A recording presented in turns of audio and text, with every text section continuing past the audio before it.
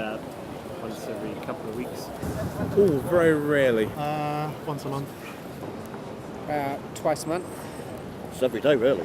Not often enough. Only about once a month. Oh God, about 3 times a day. Daily, ma'am. I did it yesterday.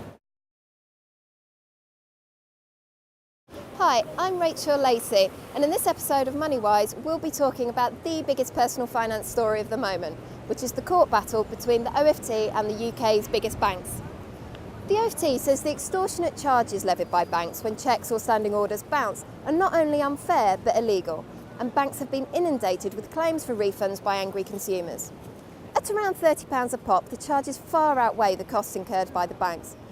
But just because this long-awaited test case is finally in motion, it doesn't mean this problem is anywhere close to being solved. If it goes to appeal, which let's face it is highly likely, it could drag on into next year. Now, consumer groups are still encouraging us to apply for refunds, even though they'll be a long time coming. And this is good advice. Although banks don't have to refund your cash at the moment, they do at least have to log the details should they be forced to compensate you later on. Now, there's a lot of interesting debate out there on this subject and what it means about the future of banking and whether we'll start having to pay monthly fees for our accounts. But what really annoys me is that nobody's talking about what we can do to prevent being charged in the first place.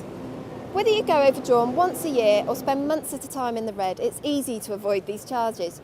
Just check your bank balance regularly.